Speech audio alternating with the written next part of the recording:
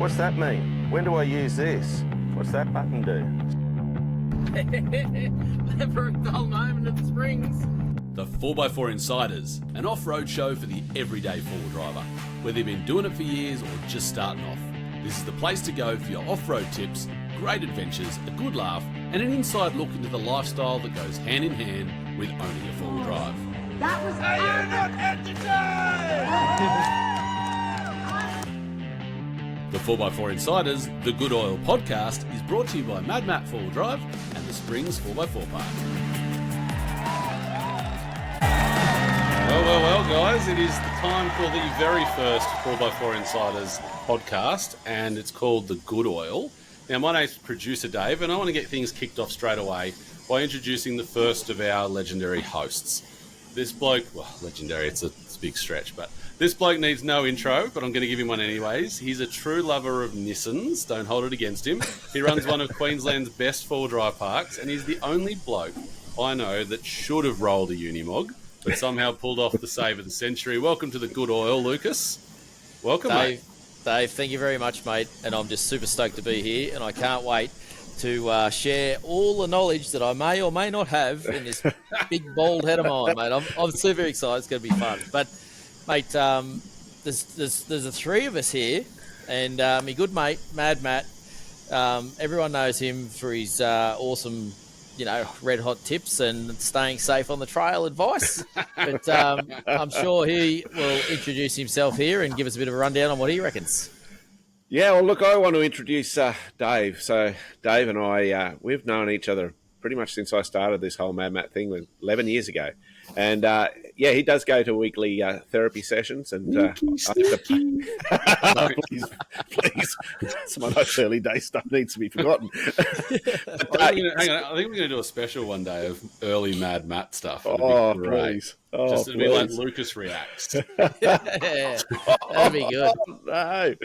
Oh, dear, there's a certain amount of cringe factor. But, so I look forward to doing this with Dave. We've talked about so many projects over the years, but I've really got to work with him a lot on when he was developing and producing the Off-Road Adventure Show, which is no longer. And he's current producer for a new TV show, which will be hitting the airways right about January this year, 25. So, it's going to be fun. It's going to be fun. It's going to be fun. Right. This is going to be fun. Look, these guys are both really full of knowledge. Whether it's good or bad knowledge, we're going to find out over the next couple of episodes. And they're rubbish. We'll just boot someone out and get someone better in. But ultimately, we're going to have a bit of fun. Now, the Good Oil podcast, Matt, do you want to run us through how we came up with the Good Oil and just why we're doing a podcast to start off? Well, the reason we're doing a podcast is we just felt there was a niche in the market for something that really just helps people get out there on the tracks and wheel well. We wanted to give them information, help answer some of their questions, help educate them. Lucas and I both have the same heart around that. We just want people to be safe out there and have a really positive off-roading experience. So we thought, well, there's probably a hole in the market for something like this. And realistically, all three of us have been talking about doing something together in one way or another for quite a while. And this is what we're coming up with. And we're excited about it. I hope that the listeners are. Now, why the Good Oil? Well, I threw this idea out early on in the piece and got shot down in flames. Yeah, I was like, what is the Good Oil? Like, that's just doesn't make any sense. Yeah. See, I love plays on words. So, my little tagline is here at MadMatt 4-Wheel Drive, I'm all about educating and building the 4-wheel drive community so we can wheel well being a play on words, and so on. So I like doing that sort of thing. So I thought, the Good Oil. Yeah, that'd be kind of cool, play on words. Now, these two Muppets here that I'm doing this with had no clue what's behind the Good Oil. Mate, I literally saw it come through and I was in the middle of doing something else. I was like, what does that even mean? That's why MadMatt's named MadMatt. He's still mad. The machine guns and shot me down. We did. So anyway, what is the Good Oil? Because if you two don't know, there might be one or two other people out there that don't. So the Good Oil, the Good Oil is it's like the good information. It's the lowdown. It's the inside info, and that's the heart of this podcast. So as we came in to do this recording this morning, Dave sort of cap in hand, came to me and said, "Well, Matt, I think we'll go with good oil." So there you go. Good oil it is. That's what you're going to get at the podcast. It is, Matt. And look, I think, and if you actually Google, and I should have done this, let's be fair, I should have jumped on the phone and Googled it. It could have taken me 2 seconds. But the good oil is actually Aussie slang for reliable information. So I guess we better try and uphold that. So, Lucas, are you on a retainer for very long? Mate, look, anyway, it's been good, guys. He's out. I'm a driver. I make bad decisions. I love it. And look, I think we'll just preface this whole podcast by saying we're going to throw some our ideas out there. It's pretty raw. We're not going to try and hide anything. If we don't like something, we'll say we don't like it. But please know it's our opinion in what we do. So our first segment. So we've got segments, Matt and Lucas. I don't know if you know this, but we've got segments for this show. It's a bit fancy for me, really. Yeah, I learned to read last week. Well, look, and the reason for having a bit of a way to run through this, the Good Oil podcast, is we've all listened to lots of podcasts out there that just seem to waffle on forever, right? They go and they talk about their feelings and all the other things, and that's great. But this one's more about forward driving and more about the fun. And we're kicking it off with a segment called What's News? There are dumb drivers, and then there's this. With the four-wheel drive abandoned on a muddy dirt track at Mount Disappointment. First, Grenadier, Ineos, of course, and Spirit Lock Hill. I've just spent a couple of days four-wheel driving with the Ford Ranger Wild Track X. It's time for What's News? There we go. First intro, pretty fancy. We're talking What's News and a big announcement in the four-drive world in the last couple of, well, let's say last month or so. We knew it was coming for a while, but it's finally hit the shores, and that is the Prado 250. Now, lots of noise out there. Had to be a Toyota. Well, that's because, what is it, Matt? Because Nissans haven't launched anything new for a while. Nissans know how to make vehicles anymore, I think. Oh, mate. That's because they do a good thing. Yeah, why change a good thing? Aren't Nissan and Honda trying to work out how they can both stay in business together? Because nobody buys excited. Yeah, I'm excited, mate. Yeah. I am excited. Yeah, I've heard that Nissan's going to be making a two-wheel drive motorbike. Well, and a generator. they do, mate. Well, I tell you what, the ultimate patrol is going to be controlled by a blooming stationary motor made by Honda. So reliability is going to be there, isn't it? Well, look, we might have to do a whole podcast on Nissonda, which is going to be launching soon. But let's roll into the Prado 250. Matty, Where'd you come up with that? That's good. I like it. Nearly as good as the good oil. Don't shut me down. Now, look, Matt, Prado 250, what were your first thoughts when you heard it was coming? Oh, I frothed. I lay down and I had a little wiggle. It was that is one sexy looking car. Honestly, I love it. And I reckon there's probably people out there going, Matt, you're an idiot. But anyway, I'm used to that as well. No, I love the front end. I love that they've captured modern with some of the old feel. I like that they've gone back to the Toyota on the grille instead of the three circles, which has been the Toyota T symbol for a long time. Like, I like that logo too, but I just love that. I love that the front windscreen is more vertical and gives that sort of a reference to the heritage of the early model Toyotas. And I mean, let's face it, we all love the 45. And the heritage of the ice cream. What type of ice cream is it, though, Lucas? Oh, mate, it's Neapolitan because it's all sorts of wrong. I like the headlights too. I love that. That LED sort of, I don't know, look. Look, really cool. it's for me, it's kind of like they had that first run with the FJ and kind of stuffed it up because the FJ just kind of looked like a weird kind of Ninja Turtle that didn't do much. And they've kind of taken elements of that and then elements of the old Prado, which, to be fair, the 150 Prado was a good-looking four-wheel drive, right? Apart from the fact that it's a hairdresser's four-wheel drive. Yeah, back in the day. It looks good, right? It's still on the list of vehicles I would own as a family car. I've got a Pajero that I run around as a family car. But I would own a 150 Prado, colour-coded white bull bar, white car. Like, they just look nice, right? They're nice shopping trolleys.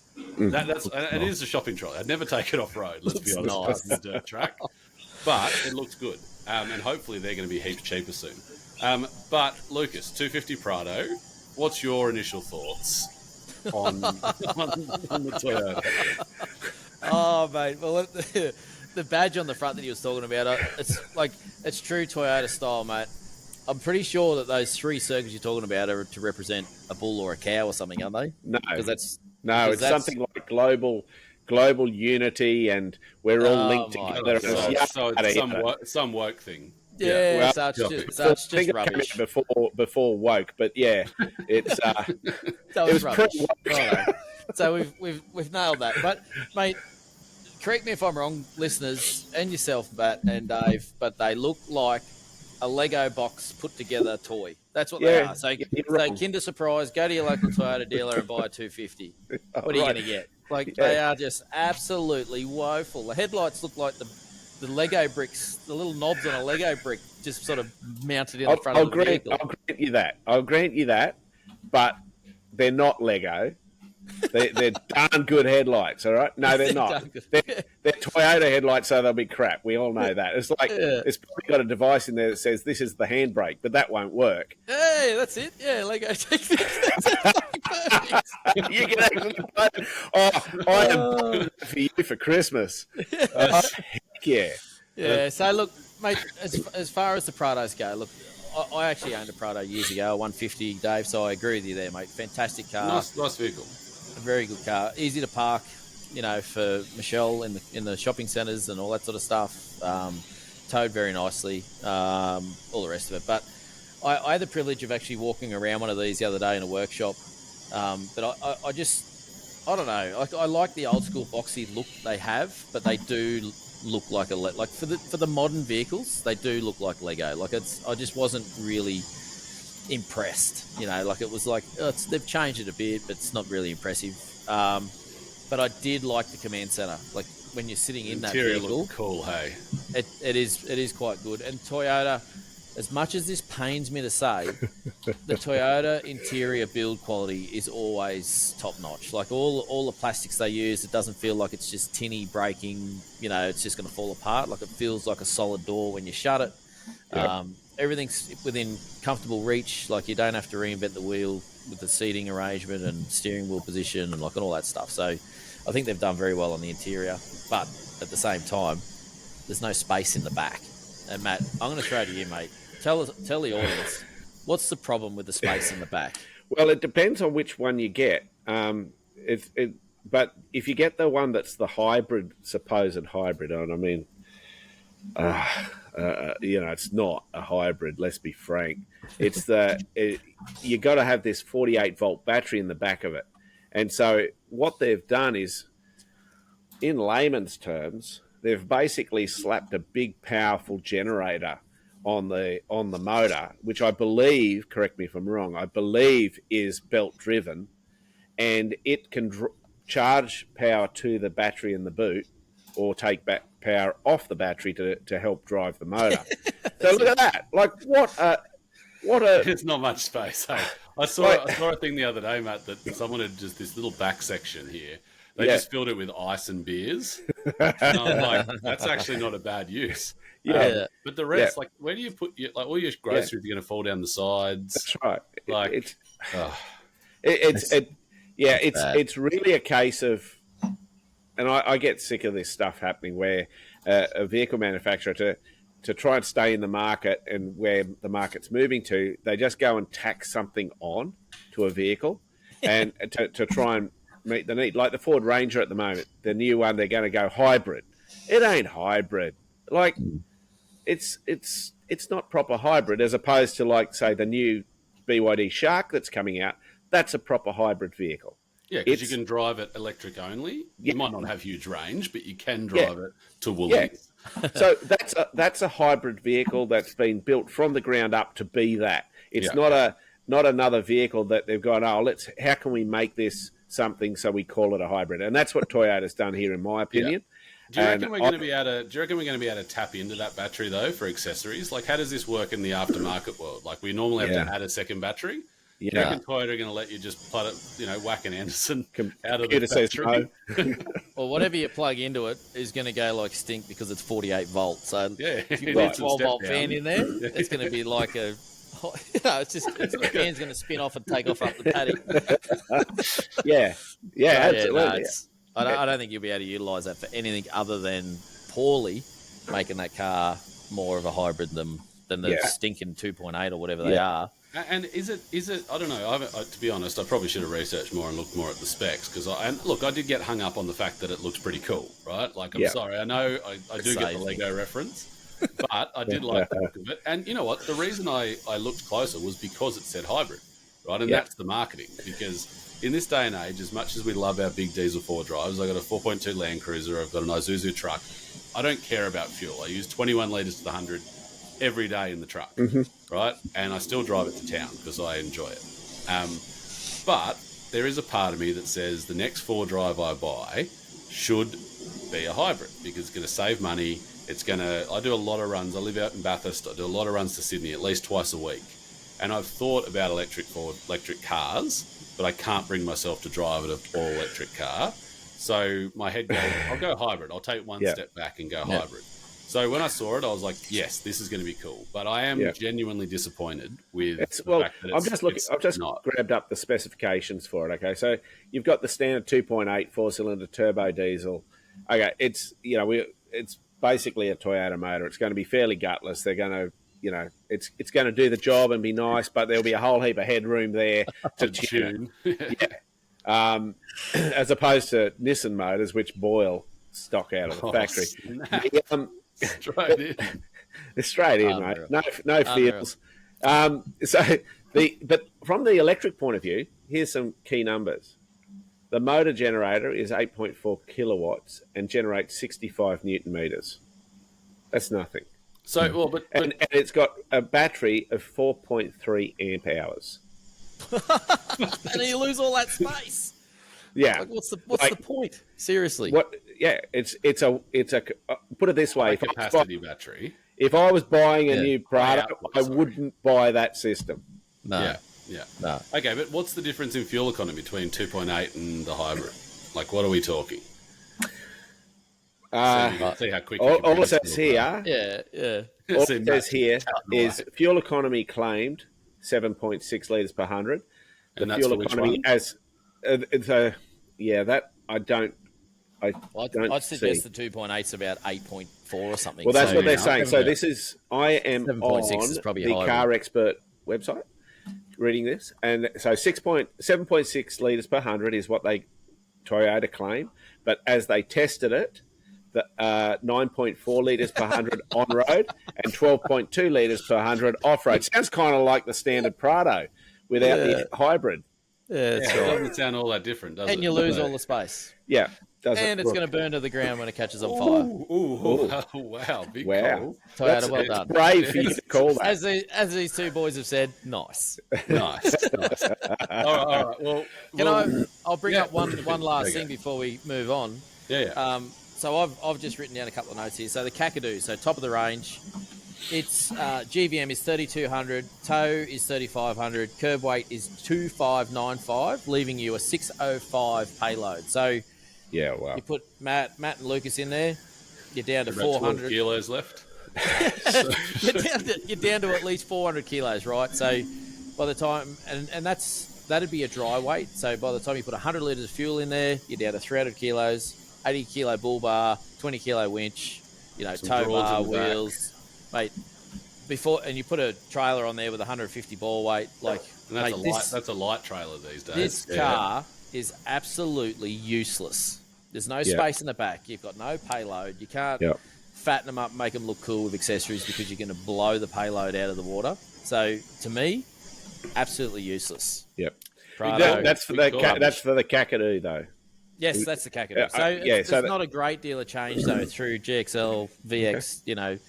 There might be 100 kilos difference between a lot of them. So the Kakadu obviously has more tech, so it's a little bit heavier. But yeah, that is the worst case scenario. Wow. Interesting.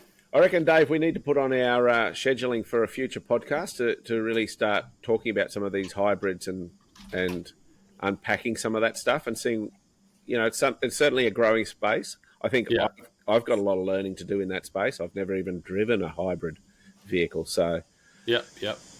Look, And it's interesting, right? Because if you think about that, you look at something like a Navara, and I will look at that. It's a ute, right? It's not a wagon, because Nissan don't really do... Well, they do Y62, but it's a different kind of ballpark. You're talking 300 series space. But, you know, a Navara's, 950 kilo payload, right? Yep. For a ute, and that's not terrible. And that's got coil springs, it's got the other things. So, look, I guess it's a different place, but it'd be interesting to see what Nissan...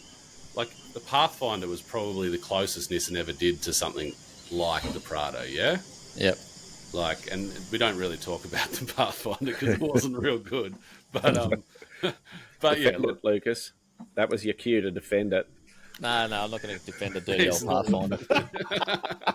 I love it. Look, I drove a Pathfinder once, right? They gave me a loan car, Nissan. I took my Navara in to get service. They gave me a loan car, and I was like, oh, this is a brand new Pathfinder. I'm going to test it out. So, very quick story. Went over a washout that was on about a 45 to the car, and it cross axled, like it wouldn't continue up this little bit of a hill climb. So I rode the brake a little bit to try and left foot brake it, just to find that bit of traction. Boom! Full front CV and a brand new Pathfinder. I took it back to this. I took it back to the dealer. I said, "Mate, I don't know what's happened here, but it's making a horrendous noise in the front." So yeah, sorry, Nissan. That was about 20 years ago, but yeah, Right. it was. Well, I got a good one. Don't like the Pathfinders. When we did the first Pathfinder shoot ever, when I was back at Four Drive Action Magazine, we took it out in the Flinders Ranges, and on the way to the shoot, we hit a kangaroo, like flat stick 80, 90 k's an hour in the front left headlight, and it just detonated the front corner of the car. Right? Wow. Like, literally proper stuffed. And we're sitting on the side of the track going, this is the only, this is the one of two from Nissan in Australia. And we still need to get an article. So we literally shot, it still mechanically was fine because it hit somewhere where nothing major was. I don't know how that worked, but it took the headlight and it took the front kind of bumper and that out. But we basically cable tied it all up and shot every shot from the other three-quarter.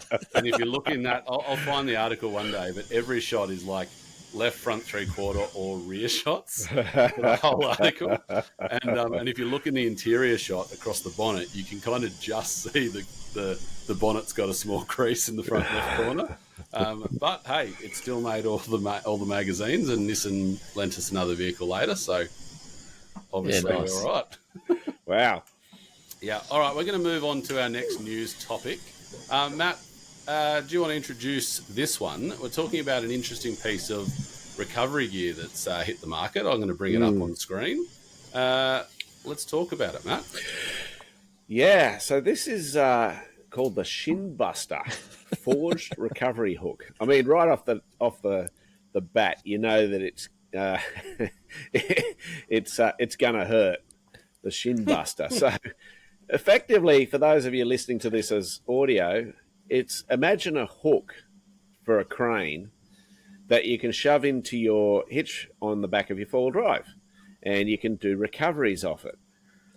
Now, it's here in Australia at the moment. It's on sale at $35. I think normal price is about $90 Australian.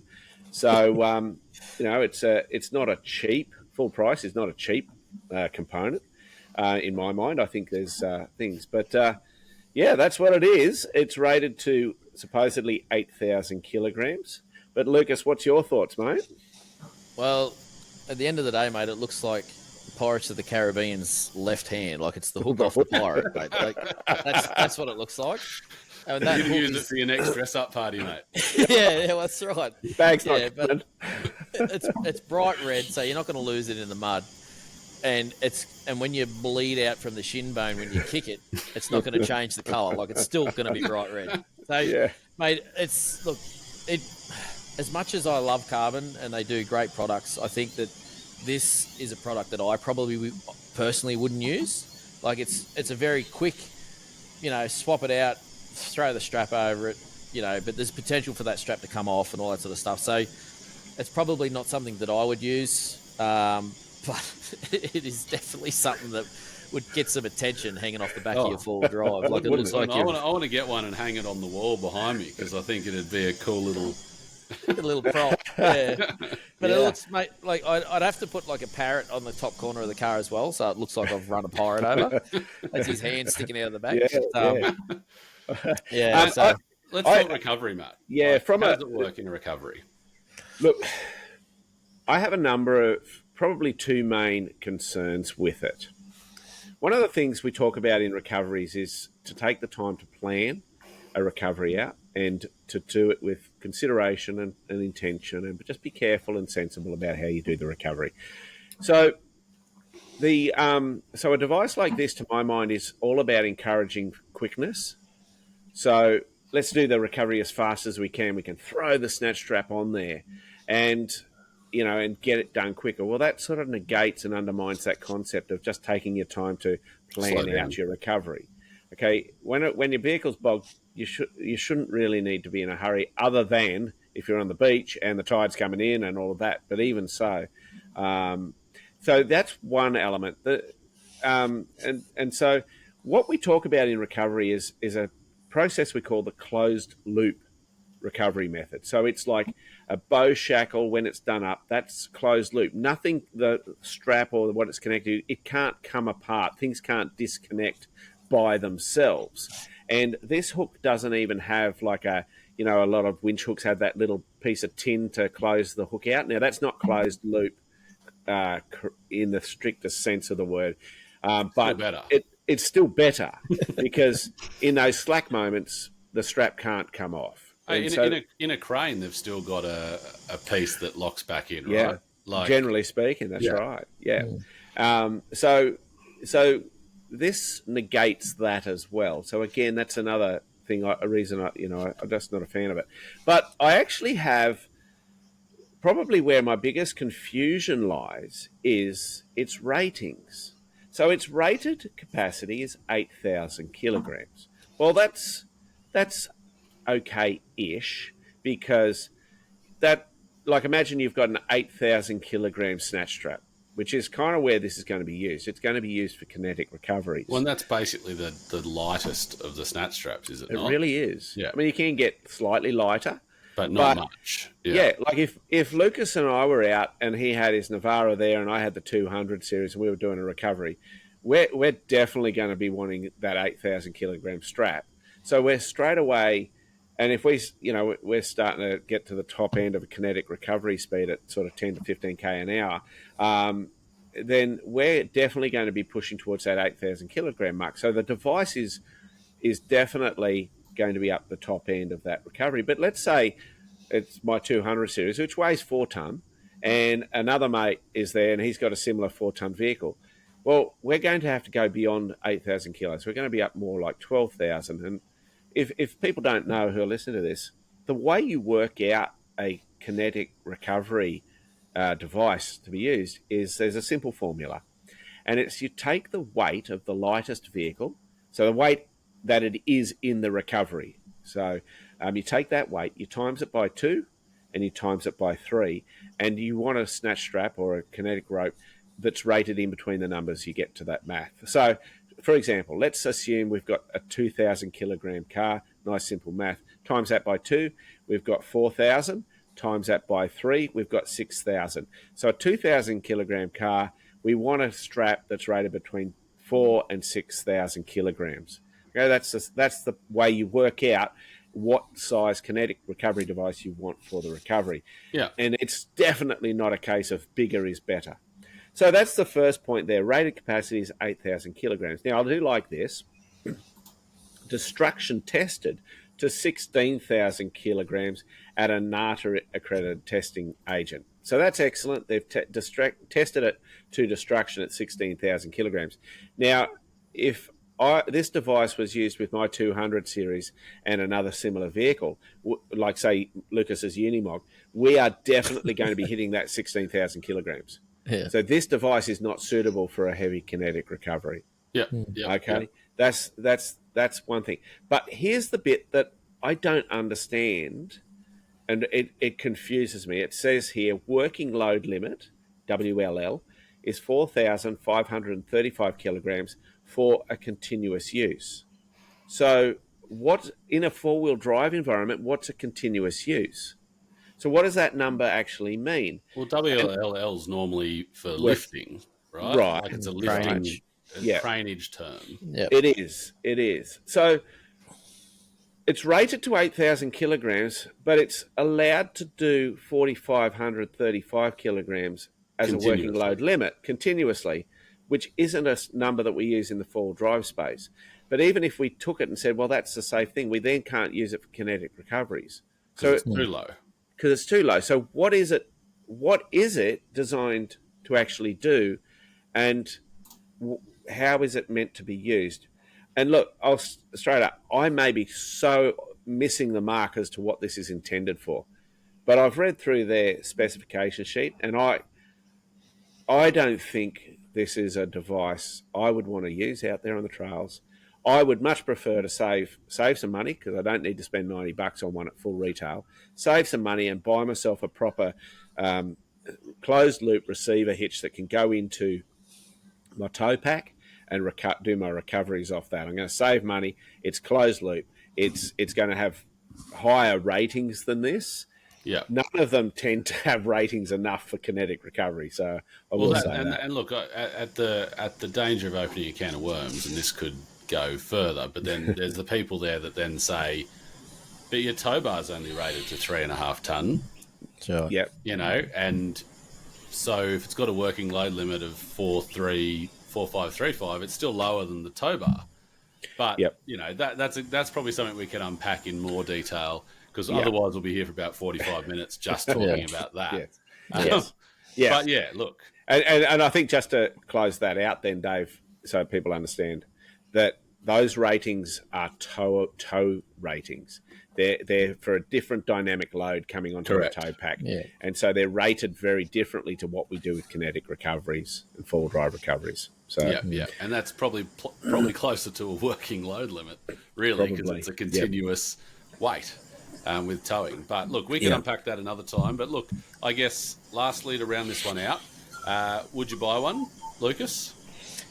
Look, mate, it certainly wouldn't suit the sort of off-roading application that I do. So, no, I personally wouldn't have one. But you'd get one for a fancy dress setup. Absolutely, mate. Yeah, absolutely. Arm, you hearties. It's like I could use it at the butcher shop to hang up the beasts and stuff through the. We're talking. Look, hey, it depends. Yep. It's definitely a working load limit. If you had a beast that was 4 ton, it'd be a little bit large. Yeah, Matt. I think we know your stance, Matt. Yeah. I think there's better solutions out there. So, all right. Yeah. Well, look, we're going to jump on to the next segment of the show, which is called The Big One. It's that time of the week when we take on the big questions. And this week is a cracker. The Big One is brought to you by the Springs 4 Drive Park and MadMatt 4 Drive. Take it away, lads.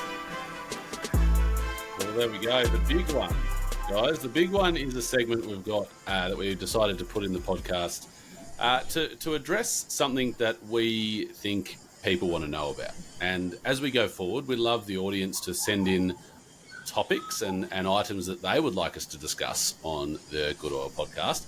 But today, we are kicking off with one that I think is going to be great. And the topic is, what's better, old school or new school, in terms of modern four drives versus old four drives? And look, I'm going to throw it to you guys.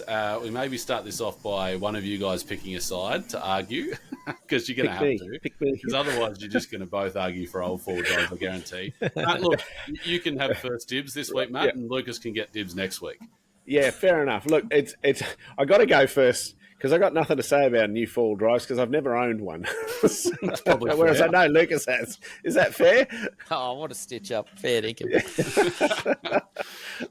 Hey, Okay, so Matt, you're going old school. Yeah, I am. And look, there's a number of simple reasons for me. Straight out of the gate, it's generally speaking, being a motor mechanic, I can fix the older stuff. So the more modern it gets, the more computers get involved, it starts to become a little bit of a stretch for me to manage them. And I do all my own maintenance on my vehicles here at home. So older is preferred. But when it comes to the off-road environment, I also believe older is better out there. One is that they I love driving. I love being an operator, and so for me, feedback and being able to make a machine do exactly what I want it to do is just the best. And so the less I don't appreciate a computer telling me what I can and can't do. I want to make the decision as to whether I'm going to blow my front diff up. That's my decision to make. I don't need a computer to control me and tell me I can't. He's got a 100 series, so it's You want to stop there's a high driving likelihood Toyotas. that if he tries to reverse somewhere in a car park, he might do the front diff. Speed bumps have done me in before, buddy. Lucas, lead us off as to, give us some reasons why new four drives, in your opinion, can be better. Well, mate, just to deal with the elephant in the room here, the 250 Prado is not a new four-wheel drive. So disregard the new Toyota Prado, right? Let's work on a 62 Nissan Patrol. Fancy that. Nice. Surprised. So new four-wheel drives, I think new four-wheel drives can make an unskilled operator a much better off-roader, but there is dangers involved with that. They're more comfortable, they've got climate control, they got serviceability pretty much all the way across the country because there's a dealer network as far as warranties and things go, so you can have peace of mind of getting servicing and all that sort of stuff. The safety aspect of a new four-wheel drive is miles ahead of, like, let's use a like a GQ Patrol or a 60 series Land Cruiser or something, 80 series Land Cruiser as an example. The new vehicles have got airbags that look after your ears, your sides, your face, like the whole lot. So, and with a face like Matt's, we can't make it any worse. We've got to look after that. Careful. But, I don't think you can talk about what you do to your face.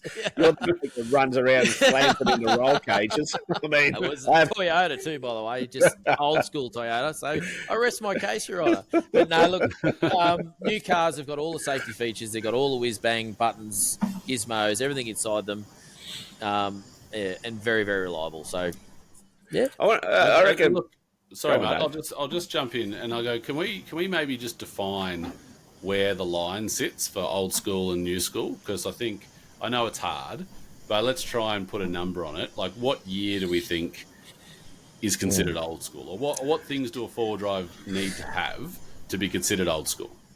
It's got to be early 2000s, something like that. Somewhere between 2000 2010, maybe. Yeah, So we're talking like 2010, old yeah. school, still live axle, maybe like front independent, just kicking off, but still all kind of rear solid axle, beam axle. Maybe before common rail diesels kicked in. Okay. Somewhere. I don't know. Yeah. What do you think, Yeah. Lucas? No, I'm thinking around the same sort of era, mate. So around that sort of, 2005, 2010, somewhere in that realm. I'd like to hear from the guests. Like, you tell us, like, what do you guys reckon's old school? What do you reckon's new school? But I think as soon as you go away from a solid axle vehicle, you're no longer old school. So even in some of the newer vehicles, I don't understand the Cruisers, but I think a 105 has a solid axle. Yeah, the and 105 100 series has a independent front end. Yeah, that's right. So I think that's sort of the changeover point is between solid, independent, because then once you go independent, that's when all of these traction Technology comes aids in. and everything else, came since that sort of point, that change point in time. I Yeah. wanted to pick up on something you raised there, Lucas, and get you to unpack it a bit more.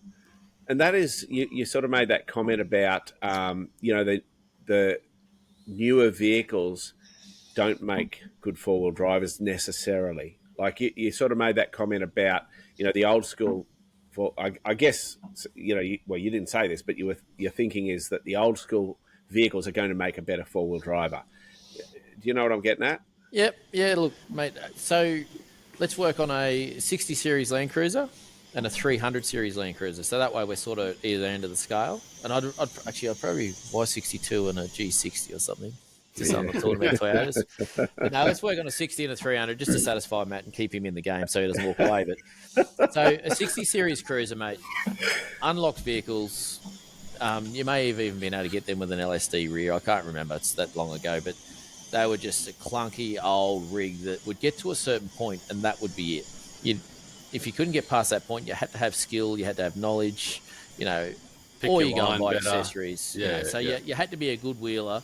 Let's just say to get to Love Hill here at the Springs Four Drive Park on some of our moderate trails, you had to be a good wheeler because you had to pick lines, understand wheels coming off the ground, losing traction, and all that sort of stuff. Whereas in a 300 series Land Cruiser, they have so many traction aid devices that are in those vehicles. So, they have diff lock standard, they have traction control, they have Crawl, all that ABS, stuff, crawl yeah. mode, rock mode, mud mode, like all of this fancy whiz bang technology that the computer takes over and takes that knowledge away from you, having to hold on to that knowledge. So I think it's actually more of a danger than a benefit to be in a new, like for me, Tyler learnt to four-wheel drive in a 60 series Land Cruiser. He's had a Prado, he's had a 60.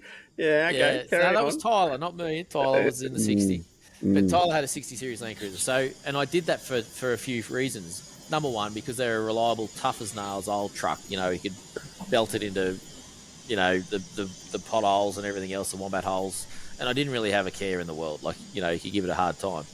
But I think that upskilled Tyler very, very, very well in his early years. So when he comes into these modern vehicles now that have got these technologies that will carry you further into danger, as far as I'm concerned, he's got that knowledge of wheel placement and what the car's going to do and, weight distribution and all that sort of stuff. So, yeah, look, modern, I don't think you need to be skilled. I think you got to be very careful because they will take you further and further outside of your off-road ability and skills. Yeah, 100%. I think that's a good point. Yeah. How does a person who's new to four-wheel driving and they've just bought a new 300 because that's their first four-wheel drive, they want to get into the game? Yep. How does that person get the skills that you're talking about then? Well, I think there's a number of ways, mate. You can go and do like you and I did not so long ago, and Tyler, driven training. They do courses and stuff which give you awareness of what buttons do what and how the vehicle's going to move and react and all that sort of stuff. And although driven training do a very, very good broad knowledge basis to share with you, I don't think that they are the next level. And I'm going to use this word very, very loosely, but I think Matt and I are an elevated, I don't know if you'd use the word pro level, but we're certainly an elevated, skilled operating professional of four-wheel drives. So I think you could go to the driven training, do their course, understand the vehicle, understand the buttons, and then potentially come to the Springs Four-Wheel Drive Park or even have a chat to you at the shows and get some more knowledge from people that use these four-wheel drives in the real world, in real-world off-road situations, not just towing a boat off a boat ramp or a horse float off the grass. And realistically, it comes down to seat time for most things. In my mind, it's like if you're just driving to and from the shops every day, and then you're going to go on your first trip and drive the telly track, like you're gonna put yourself in trouble. Yeah, right? Like you need to get out there and go to somewhere like the Springs, go somewhere like any of those places, local tracks, to learn your vehicle. Learn where it can go and how it drives before you put yourself in one of those situations. You need that skill to get yourself through. I think a very another good point to share with everyone is another good point. That's a very good point.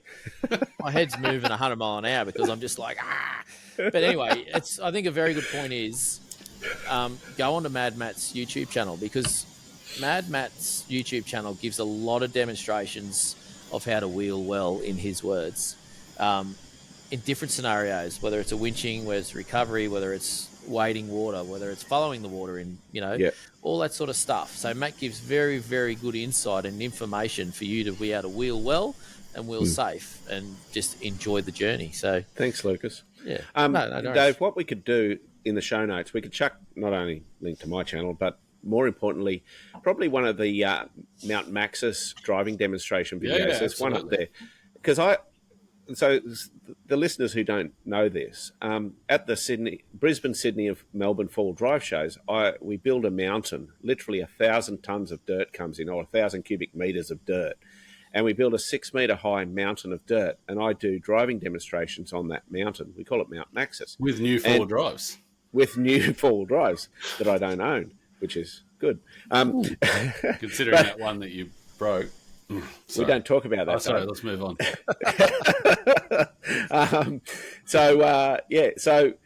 But the idea in that 25-minute show, this is a full multimedia show with cameras and big screen and all that. In that 25-minute show, I give something like 30 tips that are going to help people out there on the tracks in that short amount of time.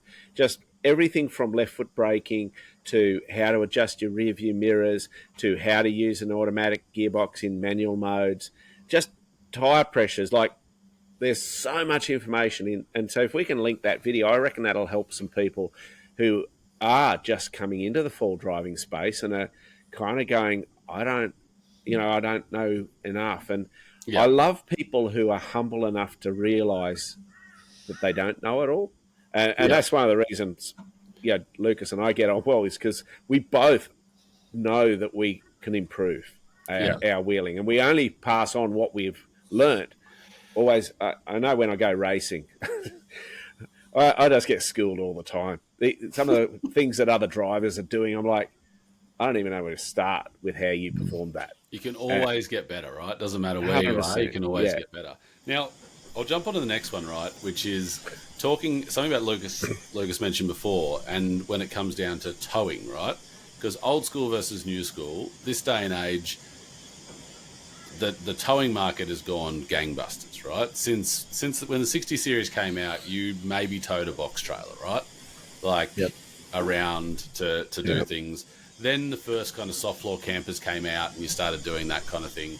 I can tell you right now, if I had to choose between a 60 series Land Cruiser and a 300 series Land Cruiser with any kind of caravan, I'm not picking a 60 series Land Cruiser. Right? In saying that, the 60 would not get you in any trouble because, well, you might piss off everyone else on the road when you're driving about 50 up a hill with a caravan behind you. But stopping to go into low range to get up Cunningham. Correct. Pretty much, right?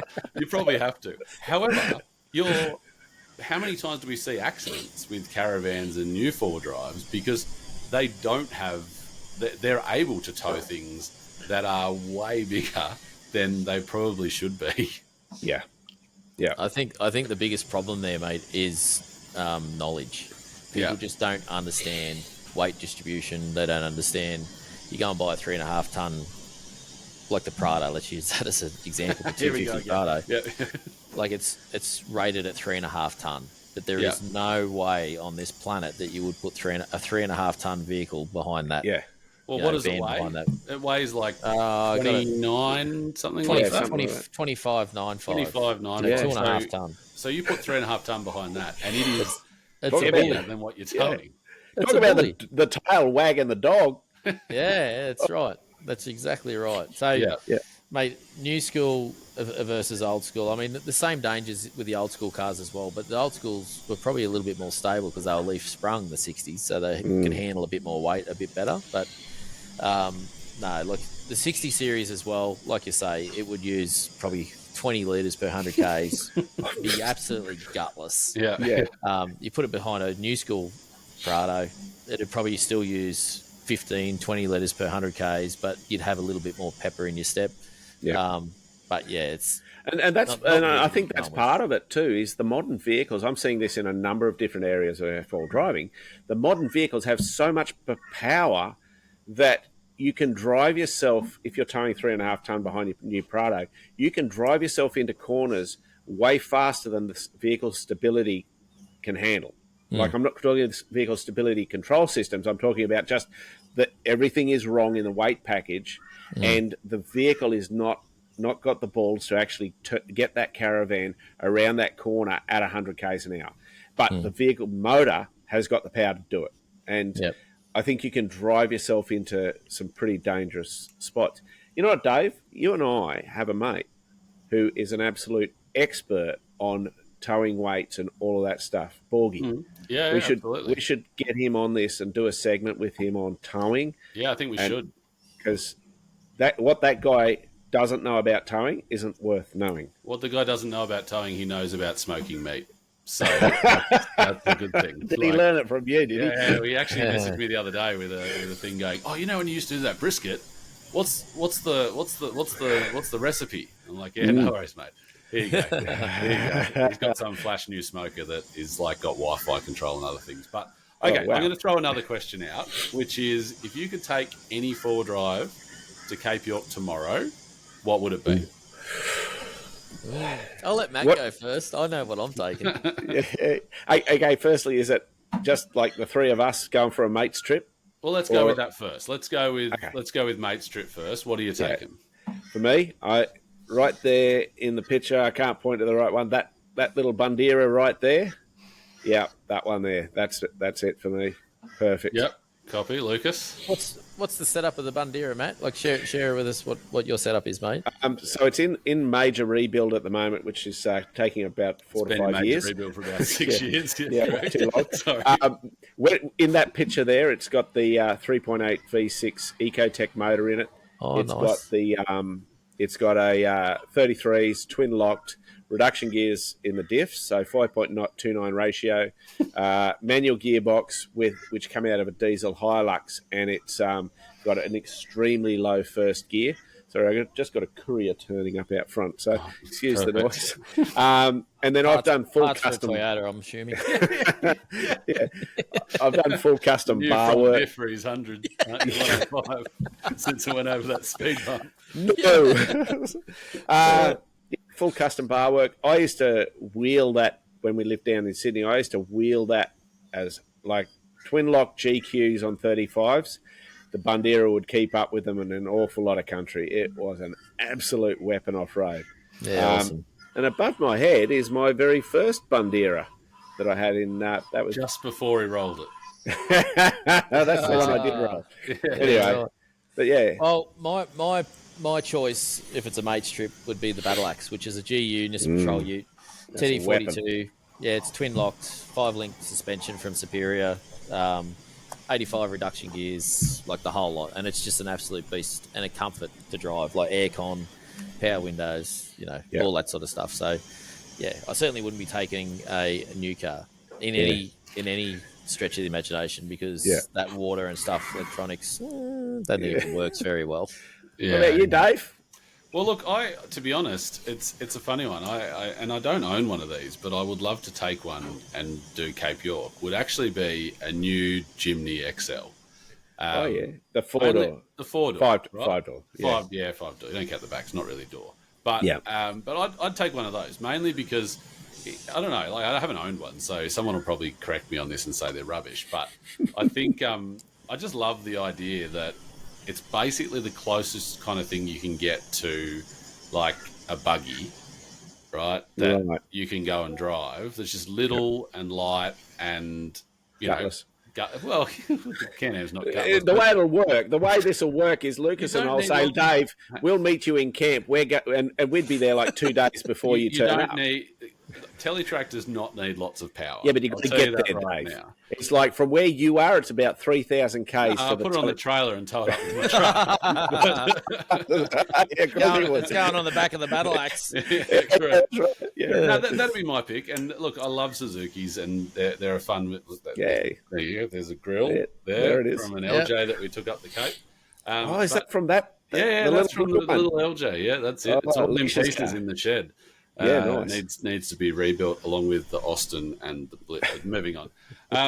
Too many things in the shed. But that'd be my pick. Okay, but we'll wrap that up now, and let's go. If you're going with your family, what would you take? For me, it's easy. I'd be taking the 200 series. The mobile nursing home? The mobile nursing home, yes. Yes. Well, see, it's got a toilet and it's got a shower, and not that I use those, but Paula loves them. So it's very, very comfortable. It's pretty capable too. I've seen it cross some decent rivers. Well, you and I did the Old Coach Road earlier. We did? Yeah, last year. Yeah, and you still wouldn't drive the really cool bit that I wanted you to drive for camera. Yeah, I ain't one of those content creators, buddy. Yeah, copy. Fair enough. If Lucas was there, he would have driven it. Yeah, absolutely. But he's a show pony. Nothing like peacocking when you're driving. How about yourself, Lucas? Look, mate, It's a tough question for me because my family is Tyler, Michelle, and myself, and Tyler's 22, so he doesn't really come with us anymore. He wants to do his own thing. Yeah, so he'd drive his own car. Yep. Yeah, which I would tip that he would take Sledgehammer, which is basically a mirror image of Battle Axe. So there'd be two GU utes going up there together, mate. Yeah. So it'd be like a steam train heading somewhere, mate. That's what it'd be. that's right. Yeah, chuffing away, stomping on 200 series, spitting out Suzuki's. But no, look, I think that'd be my choice. But Michelle's choice would probably be more something like the Navara or something like that. Yeah, something a bit more comfy. Yeah. I just wouldn't want to be taking any kind of dual cab ute with a big tray canopy on the back off Palm Creek at the moment with the way that drops in. Whew, just that's wild, eh? You've seen the 80 go over on its lid. Yeah. Dave, what would you? I'm presuming you and Leash would bring your truck. Yeah, it'd be an MPS truck. Yeah, that's what we'd take. In saying that, our truck would get through the telly track, no dramas, because we haven't gone crazy with big, wide canopies and like a lot of those truck builds do with stupid weight. Our truck weighs in at about 5.3 tons, whereas I can be up to 7. So it's still quite light in the back and narrow enough to be able to get through those tight tracks. But look, I love the trucks and they impress me every time I take them out. But I can tell you now, I would be puckering on Palm Creek in that truck with my feet on the windscreen, basically sitting above the front axle. Waiting for 5 tons to land on top of you. That would not be a nice feeling when all I can see out of the windscreen is the ground in front of me and there's no bonnet to stop, the nose hitting the ground. That's just, I don't know. I genuinely would think twice. Well, on the truck thing, mate, if you're taking a truck, I'll take a Unimog. Well, so at least it's got a bonnet. It's like that long. Yeah. It also looks at the ground when you're. It does. I've experienced that. The Mog would be awesome to take up there. Oh, it'd be fun, and you could probably put a Suzuki on the back. Well, mate, watch your space. Oh, hello. There we go. All right. Well, I think we might move on to our next segment. And this segment is called Off-Road Advice. Have you ever wondered, when should I use low range? When should I use high range in my four-wheel drive? Soft shackles are becoming a key part of the four-wheel driver's toolkit, and it's a good thing that they are. Should I fit a front locker or a rear locker first? Yep, it's that time for Off-Road Advice. All right, in this off-road advice segment, we invite our listeners to send in some questions. And this week we've had a question come in from a viewer/listener. And let's have a listen, and I'll get you boys to answer. Hey, Insiders. Long-time listener, first-time caller. I went out with some mates four-wheel driving on the weekend. I was a passenger as I don't have a four-wheel drive yet.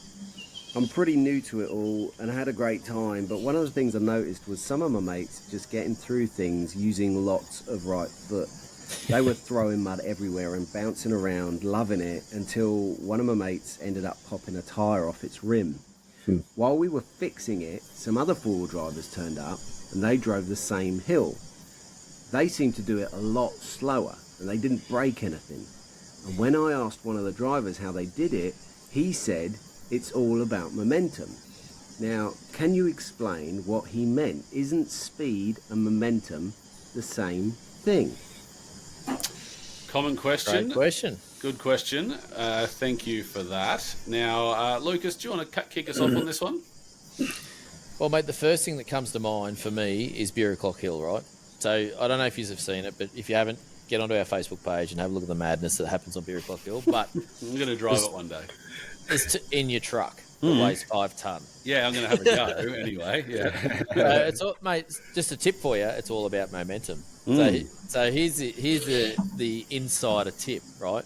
So the good oil is there you go. Momentum is the key for Bureclock Hill, not speed. So all the guys that use speed are the guys that gets me all the reactions. So there's stuff breaking, there's rocks getting chopped out, and like it's entertaining. Like the cars are getting thrown around, like it's just wild, Whereas you do a momentum drive, which is slow, controlled, steady, throttle control, and just keep that progressive rate of that vehicle up that hill, so it rolls in and out of the holes nicely, not bouncing in and out of the holes because you're doing it with speed. You'll do it without breaking the car, less damage to the track, and you're going to get there safely. So speed is likes on Instagram, likes on Facebook. Momentum is getting the job done and getting to that lookout without having to call in NRMA or RACQ. Yeah. That's a good point. Well said, mate. Well said. Nice. That was spot on. Matt, anything to add? No, I mean, Lucas is bang on there. And for me, it sort of goes back to what I was talking about, why I like old school. There's this incredible balance which just takes a lot of experience and skill to learn, and you've got to keep fresh with it. And that is the skill of being able to have just the right amount of momentum as you come through an obstacle. And every obstacle is different, every vehicle is different. And so that's where there's a key part of the off-roader's skill comes into, being able to pick their lines and then use the right amount of momentum to get through that obstacle. Because at the end of the day, this is obvious. If your tyres aren't on the ground, you haven't got any traction. So you're not going through the obstacle. So the guys that are going so fast at these obstacles and using speed on Birraclock Hill, their tyres are off the ground half the time. And so they're losing their momentum when their tyres are off the ground, and they don't have that traction to carry them through. So when we slow down, our suspension can cycle over the obstacle, and you want to have as much momentum as needed, but no more than that, so that you keep those tyres on the ground, giving you traction, and you've got that momentum to help you through. Yeah, love it. Lucas, have you've had Unimog up there plenty of times? Yeah, mate, I tell you what, it's like driving a high-rise building, but yes. I've actually tried to reverse up there too. That wasn't very bright, but... You've done a few things like that, Lucas. Yeah, I like to test the limits, mate, and reversing Birraclock Hill in an unladen Unimog is definitely one of those limits. But, mate, obviously a Unimog, for an example... and speed are two words that don't go together. It's true. Right? So a Unimog, like you can try as you will, and you're not going to do it with speed. And the benefit of that is the Unimogs are twin locked, big tyres, air down to the right pressure, carry the right momentum, and you can take that big rig with that big butt all the way to the top of Birraclock Hill quite comfortably and quite safely. Doesn't feel very nice, but it will do it. Yeah. Momentum is key for the Unimog, certainly not speed, and that's what makes them a very, very super capable vehicle. Yeah, because obviously when your wheels are spinning, again, it's not traction. That's right. You're spitting your traction out the back of the car at that point. Yeah. Dave, it'd be good to link in the show notes. Lucas and I did a video together on my channel where we unpack one of his drives in the Unimog, where he basically was on one wheel. And this is the one. Yeah, this is the one where in the intro where I said he should have rolled a Unimog. Yeah, that bit there. So link that video in, and people can see the video, the Unimog there. It is one cool truck. It looks so cool. And it is. Unidan Engineering has built it for you. Is that right? That's right. Yeah, and it's actually at Unidan now. And I tell you what, keep your eye out next year because it is going to look next level again. It already looked awesome, but now it's going to be sick. But, that's cool. Just one other thing I wanted to add in there in regards to momentum and speed is mud, right? So when you come to a mud obstacle, and just say it's, I don't know, a few 100 meters long, I think there's two key elements in that. One is momentum, 100%, and one is wheel speed. So when you're in the mud, sometimes your wheels just turn into slicks. They're just smooth. You might as well be driving with glass wheels because there's just no traction there to offer whatsoever. In that scenario, in order to keep that momentum, you need to have some wheel speed so the mud can clear out of the blocks so the tyre can dig, find some more traction, and keep that momentum through the bog hole. That being said, there's no point looking at a 200-metre bog hole and going, I'm going to hit that at 70 k's an hour, And that's speed. Yeah, like that. I mean, if you're going to do that, let me know so I can film it so I can get some more reactions and stuff on my page because that'd be great. And I can also call care flight because you're going to be in You're a going to need it. hospital, So I think, just in that scenario, 100%, you need to approach it with a decent amount of speed, reasonable speed that's suited to the task ahead of you, and keep that throttle down to keep those tread blocks clear so you can carry the momentum, which is the important part. Yep. Oftentimes it's like, people come into that. So I would say that sort of bog hole, I'm going to be thinking second or third gear low range, and I'm going to get my speed approaching it, and it's not going to be as fast as people think it's going to be, but it's going to, like you say, it's going to be a bit of a pace. But then as I get into the mud, that's when I'm going to start feeding the numbers to get that wheel speed up, like you're saying. But I also, Lucas, I see a lot of people do that and they just pin it, hold it flat the whole way through that 200 meter bog hole. And whereas I'm for myself, I'm always modulating and feeling what traction have I got at the moment, and I'll back off and I'll change my revs because I want to make sure that I want to make sure that I don't end up with a situation where I'm just destroying the trail and destroying the environment because of unnecessary wheel spin. So there's Probably need to go turn that music off, Matthew. There's a funeral procession at Matt's place because they're burying another Toyota. Yeah, we'll let Matt go deal with this one, and we'll just hold for a minute. Good on you, Matt. What is it? So MadMatt, there's always one, and it's going to be Matt. Yeah. It's like hold music or something. we can edit that out. What was it, Matt? I don't know. It was the Bluetooth speaker on the Bluetooth speaker on the TV just started playing music. Bit random. All right. So I'm just going to do a hard, so I can cut that little bit out. So I'm going to go. All right, guys. Well, thank you for those tips. Hopefully, they've helped our listener out. We're going to jump into the next segment of the show, which is one of my favourites. I'm looking forward to this one as this podcast develops. We'd like people to send in theirs, but we'll let the intro do the talking. Ay. That's a whole world of pain. We don't offer marriage counselling, but I'm hearing that he's going to need it. I reckon a puddle is what I should have done a few moments ago, but I didn't, and I got us into a whole world of pain.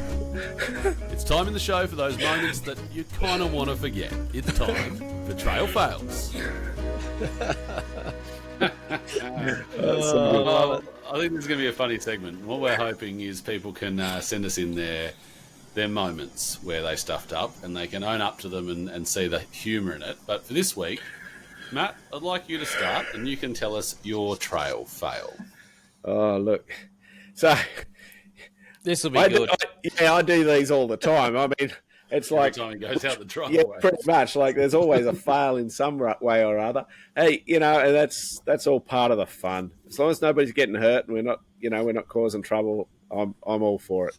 So I don't know. We could go. Let's Come on, go. mate. Fess up. Yeah, What is it? Come on, spill the beans.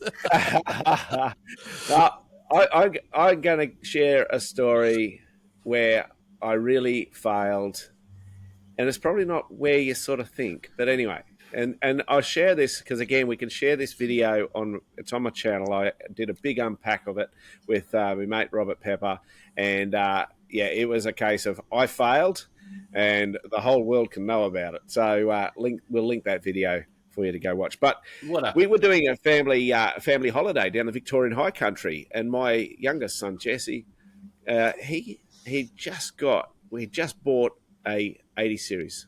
Now, when I say bought, he bought it off me. I had built this thing up, and it was immaculate. Like, it was such a beautiful vehicle, twin locked, beautiful. It had all the fruit, reduction gears in the diffs, built diffs, like big tires. You need them in a Toyota. Dave, he said was. was a beautiful vehicle. So now you've triggered me, Matt. Like I'm like, it's a Toyota was a vehicle. Yeah, that's come right. On. Here we go. Come on, you stop hanging us on here, mate. Come on. Yeah. Well, we were driving into camp in the afternoon, and we were on these really nice high country dirt roads, well graded and that.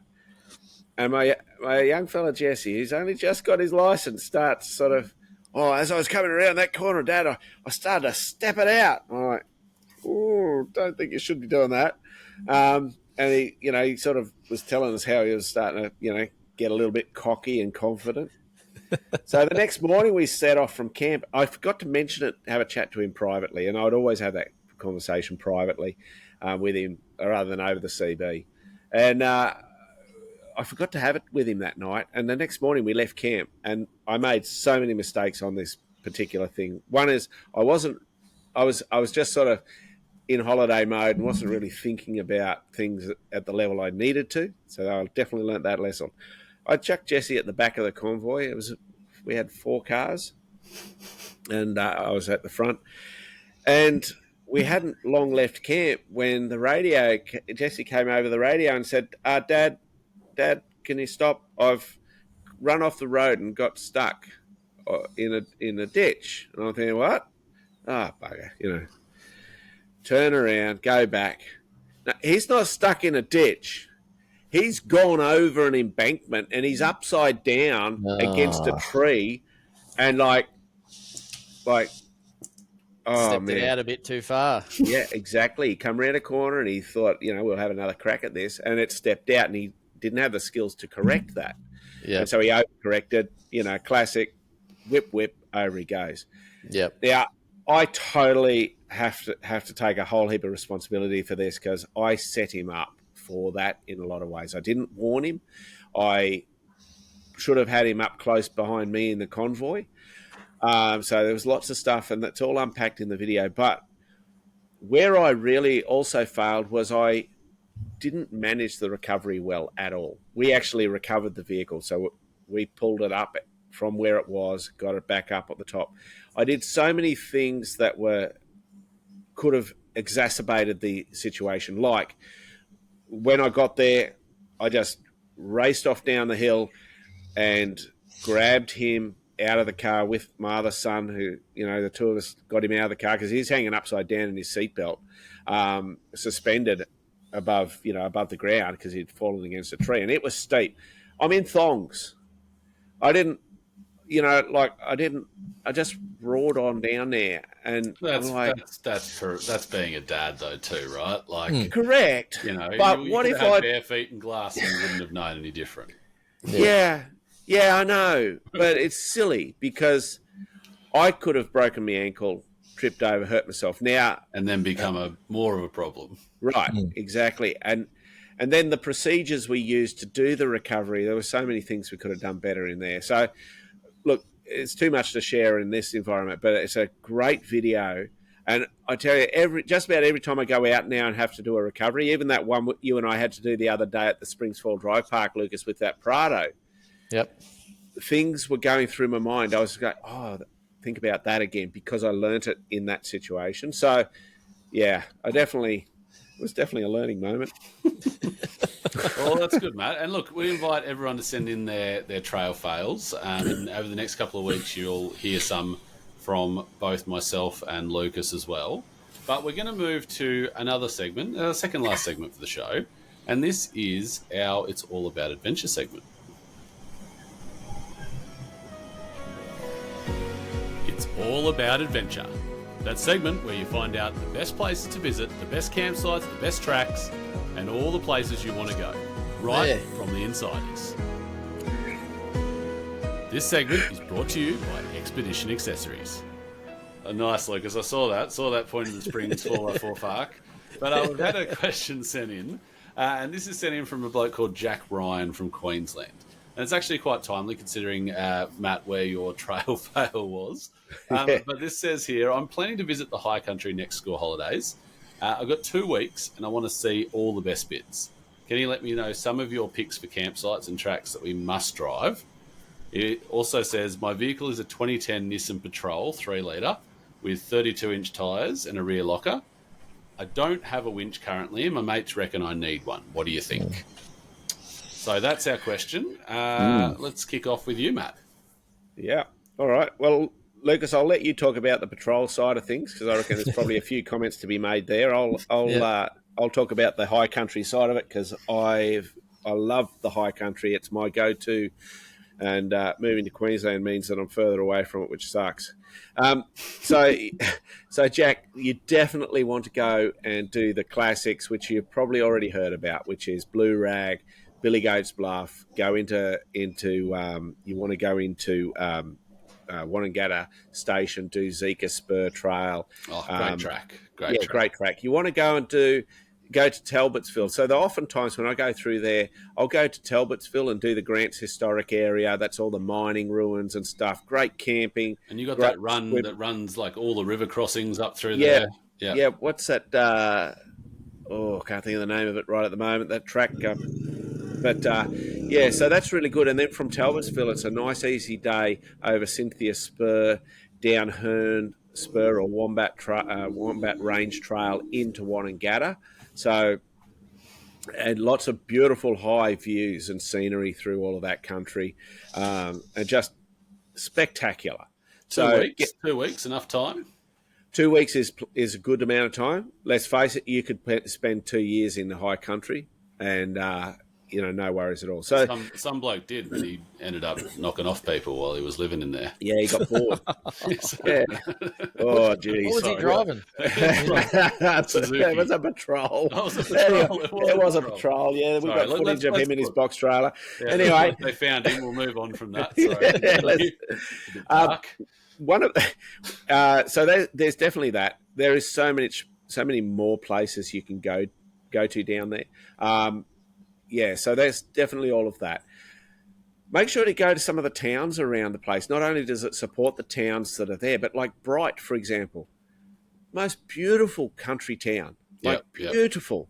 And stay in the caravan park, go for dinner at the restaurant and stuff, and just support the community. Obviously, you're going to go and do the hotels, at Dargo, and go into Omeo. Check out all these places. Just make sure. I think the biggest mistake you can make with the high country is to think, I'm going to go and see all of it. Just scrap the idea. Go and enjoy some of it, and you just get an opportunity to go back again because you can't see all of it. Yeah. Head down into Lycola is another great little township to head through, and you can go in there from Wonnangatta Valley. It's good to go there. With regards to huts, there's lots of good huts, like Craig's Hut is great for the views, great camping nearby. It's not an actual stockman's hut, but go to Lovick's. Lovick's Hut. That's probably one of my favourite, and beautiful drive to get there, beautiful scenery. You got all the snow gums and stuff like that up there. So, and the other place to go is you do Butcher Country Trail, and then you get down onto the McAllister River. Oh, one of my favourite spots, Matt. I spent 100% a week down there, and it was perfect. And I shouldn't really tell people about it because it's one of those spots which... Don't go to Butcher Country. It's rubbish. Yeah, it's rubbish. You'll hate it. It's full of lantana. Because not a lot of people bother going in there because it's kind of a little bit out of its way as such. It's totally out of the way, but it's great.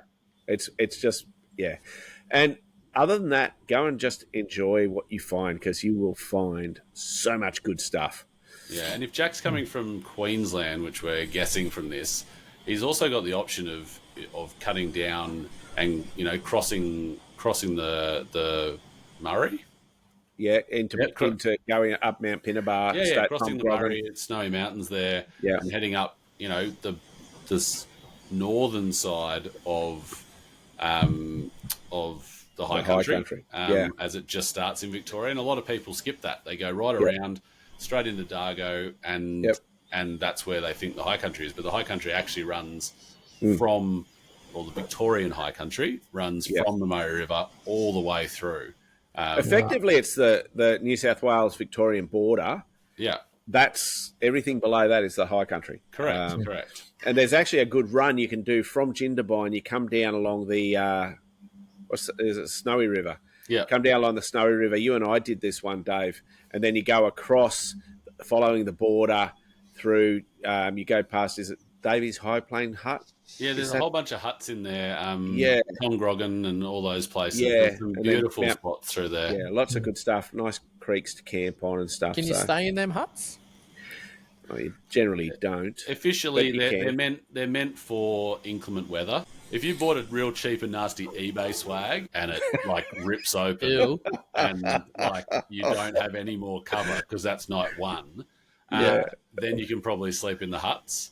Yeah. From that point, no, look, like there's a time and a place for every product out there, but yeah, look, I think if the high country huts are meant for emergencies and for hikers to some degree, as opposed to us ball drivers. Yeah, Yeah, and it's a shame people do want to vandalise them regularly, and we need to respect that. You can't do that; it's not appropriate.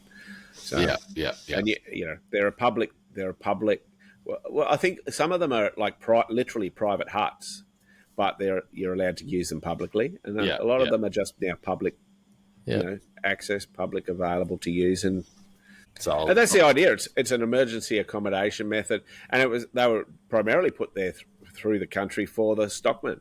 Yeah, back in the day, they could do a day's travel, with their cattle, and let them graze and eat on the way, and that would be the other tip I'd get before we find out about the vehicle prep is learn the history.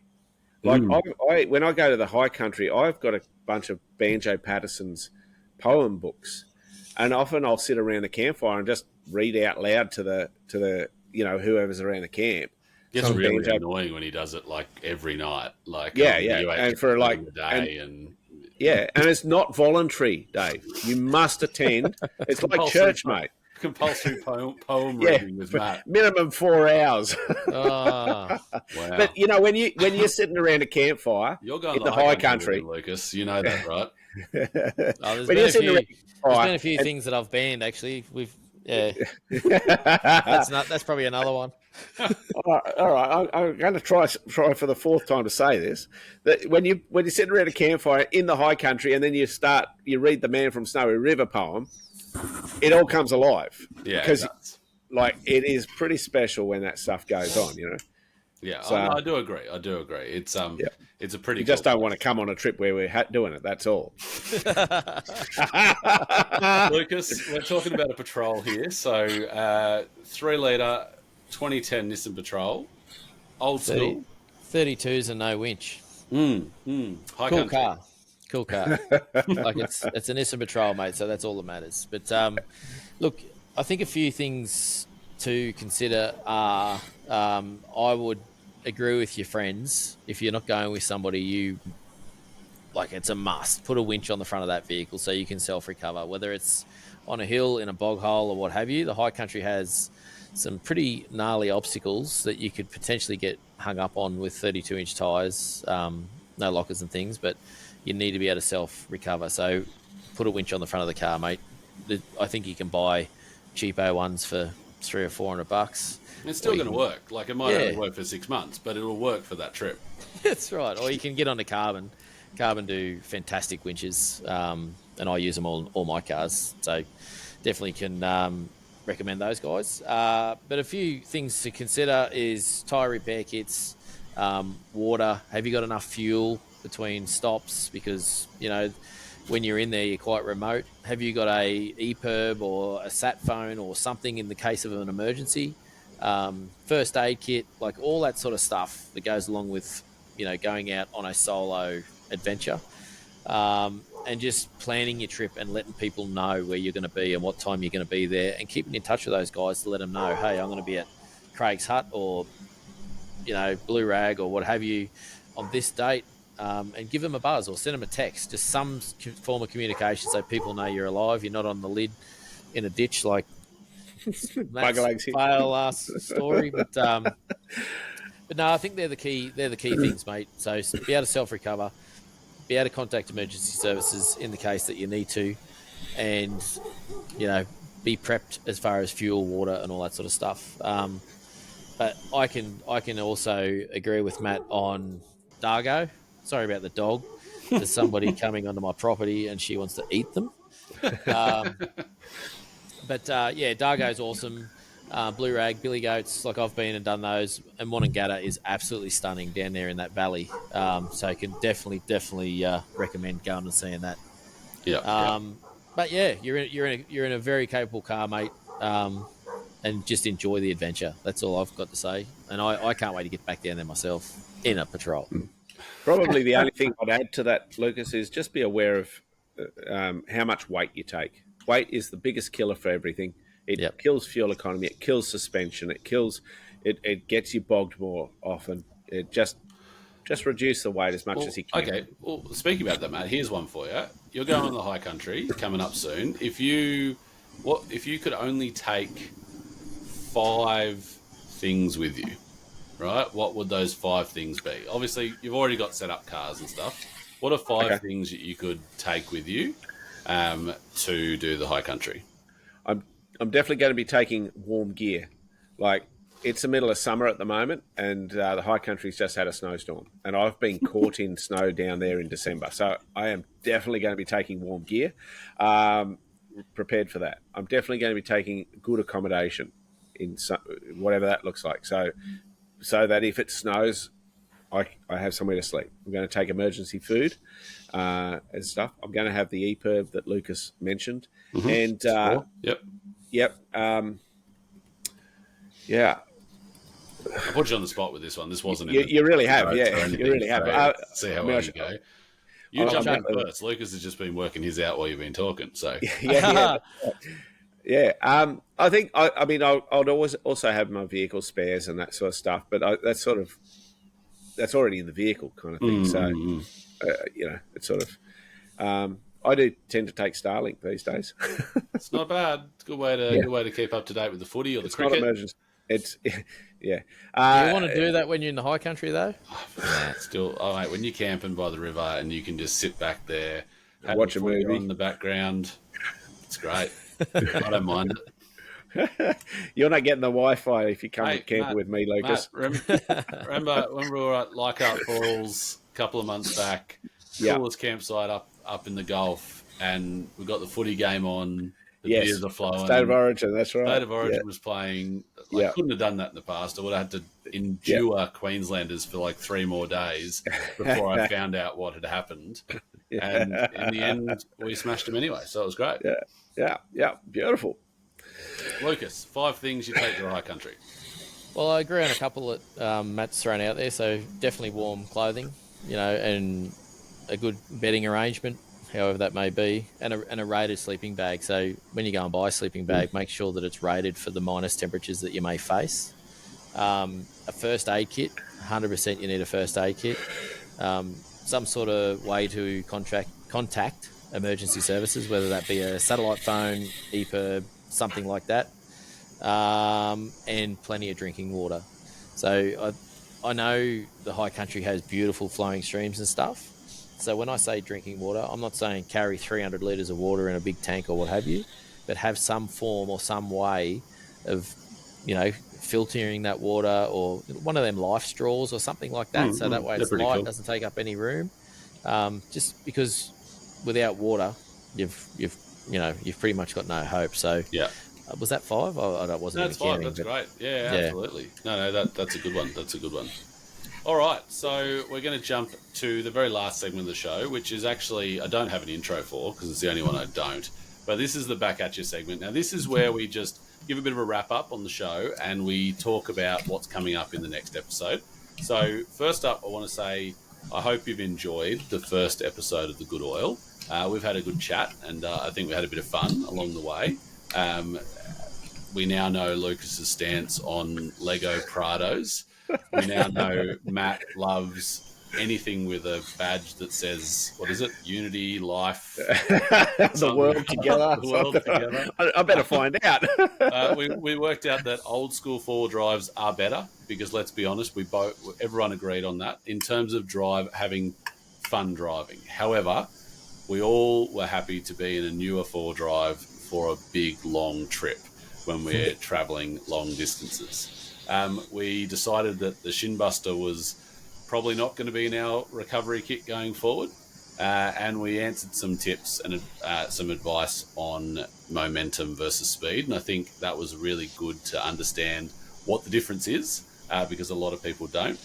We heard about Matt's trail fail, and then we learned about the high country. So I think all in all, quite a good little bit of information for everybody. If you love the podcast and you want to see more of it, please let your mates know, send it to a few friends, send it out there, and then jump on the social platforms, jump on and send us an email. Send us either direct to Matt, to Lucas, or myself. Let us know what you like, what you don't like, and give us some ideas on some other things you want to hear on the big one. Send in some questions you want answered on the show. If there's some guests you think would be great to have on the podcast, we'll happily bring them in and have a chat with them as well. And ultimately, the little preview that I'll give to next week is actually quite an interesting topic. And we kind of touched on it at the start. And the question is, do electric four-wheel drives have a future in four-wheel driving? So... nah. Come off it. Do we have to talk about that? I think, look... Really? Well, I've decided that's what we're talking about. Lucas, can we get a different producer? Someone who's going to be real. Like, seriously, Dave. Hey, look.